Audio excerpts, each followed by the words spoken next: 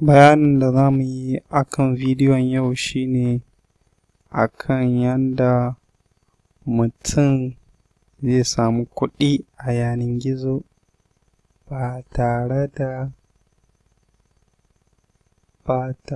da wani ya tsaya masa ba ko ya ba da wa'insu abubuwa nashi domin an san wannan kuɗi, ko don fara wani ɗan ƙaramin sana'a ko da ma baya da ko ƙwandala na fara wannan sana'a. To a yanzu dai za mu fara bayani ne akan ɗaya daga cikin waɗanga kamfaninnika masu ba da rancen kuɗi domin wa'insu buƙatu, irin ƙananan buƙatu ko ɗan fara wani ɗan business. Na farko za mu yi bayani ne akan branch.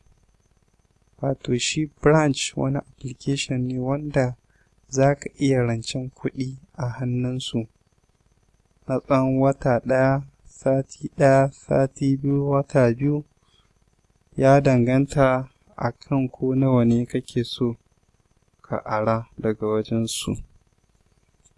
So za mu fara bayani ne da branch. Shi branch na application ne wanda in ka shiga Play Store kamar yadda kuka gani za ku same shi a cikin Play Store. Sai mutum ya yi downloading ɗin shi. In ka yi downloading kaga zai buɗe.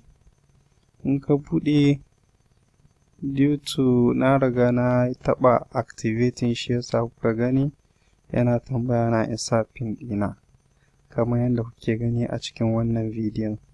To kun ga kuɗin da na ara daga wajensu. Zan biya wannan kuɗin cikin kwana 25. Kun gan shi nan my loan.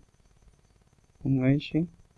Haka zalika suna ba da kyauta kuma suna ba da promo a nan. Suna ba da promo in mutum ya fara rajista. Kun gani NA 1520 friend you invite repay their best loan, they can earn 500 as well. Za su iya samu, kai ma za ka iya samu.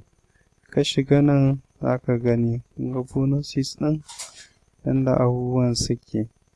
So kuna iya amfani da wannan code ɗin nawa wajen activating naku yayin da kuka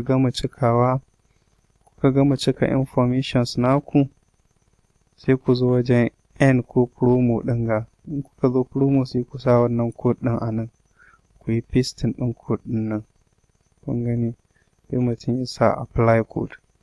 Da in ka yi applying za a baka wannan kyautan naira 500 ɗin sannan kuma da kyautan duk wani kuɗin da kake buƙata a loan ɗin.